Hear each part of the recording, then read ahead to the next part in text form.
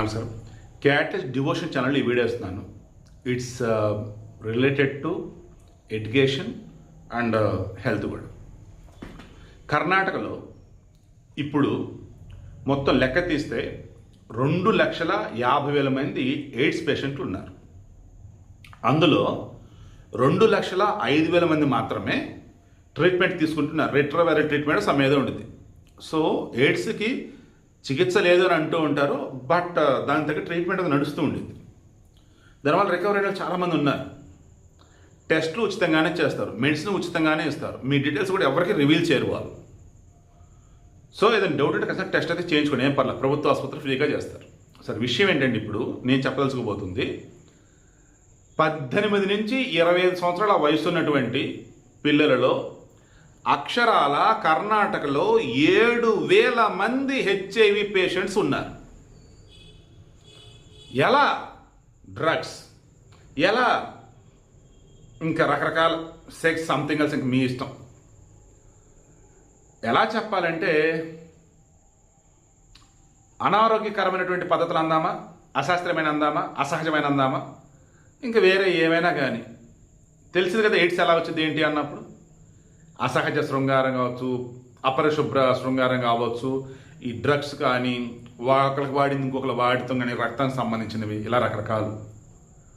So ఇప్పుడు Karnataka government అక్కడ కొంతమంది ఎన్జిఓస్తో కలిపి ప్రతి స్కూల్కి, కాలేజీకి వెళ్ళి అవేర్నెస్ కల్పించబోతా అన్నారు. ఎయిడ్స్ టెస్ట్ చేయించుకోవాలి అనుమానం ఉంటే ఒకటి, అండ్ ఏ మాత్రం కూడా డ్రగ్స్ జోలికి పోవద్దు, అండ్ అసహజమైన అపరిశుభ్రమైనటువంటి ఇంక వేరే చోటికి వాళ్ళకి వెళ్ళొద్దు. చెప్పలేకపోతే కొంచెం ఇబ్బంది అనిపిస్తుంది, బట్ నేను సింపుల్ చెప్పేది ఒకటి. మన దగ్గర కూడా కొంతమంది పిల్లలు పిచ్చిగా వాడి సిగరెట్ వీడి తాగి వీడి సిగరెట్ ఆడుతూ అవటం, అండ్ ఈ డ్రగ్స్ ఒకరిదొకటి ఎక్కించుకోవటం, అండ్ లెస్బియన్స్ అంటే ఆడే సెక్సువల్గా మగ గేసా వాటిని ఏదో అంటారు కదా, గేసు లెస్బియన్ అదే అనుకుంటా. ఈ ఎల్జీబీటీక్యూ కమ్యూనిటీ అంటూ ప్రపంచవ్యాప్తం కొంతమంది సపోర్ట్ అంటూ చేస్తూ హడావుడి చేస్తూ నార్మల్గా ఉన్న వాళ్ళు కూడా దాన్ని లాగేసేది చేసాం కొంతమంది మాత్రం, ఇంకొంత పద్ధతిగానే ఉంటూ ఉన్నారు. అలా కూడా కొన్ని కేసులు పెరుగుతూ ఉన్నాయి. మొన్న మధ్య రిపోర్ట్ కూడా వచ్చింది, సాఫ్ట్వేర్ ఇండస్ట్రీలో ఎక్కువ మంది ఉన్నారట పులిరాజులు అని చెప్పేసి. వీడియో కూడా చాలామంది చేస్తే నేను చేయట్లో మిస్ అయ్యా. సో ఇది నేను మెయిన్ చెప్పేదండి, మనది కానీ కల్చర్ మనకొద్దు.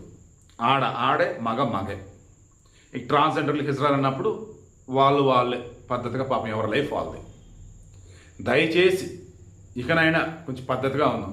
పిల్లలతో కంట కనిపెట్టుకుండి, జాగ్రత్తగా ఉండండి. మళ్ళీ చెప్తున్నా, ఆ 45 మంది అడ్రస్ లేకుండా వేరేట, వాళ్ళకి అసలు హెచ్ఏ ఉందని తెలియదు, హెచ్ఏ ఉన్న ట్రీట్మెంట్కి రావట్లేదట. మరలా చెప్తున్నా, వద్దు, మనది కానీ అలవాట్లు పద్ధతులు ఏమీ వద్దు. పిల్లల్ని జాగ్రత్తగా పెంచుకుందాం. పెద్ద కూడా కొంచెం కుదురుగా అయితే ఉండండి.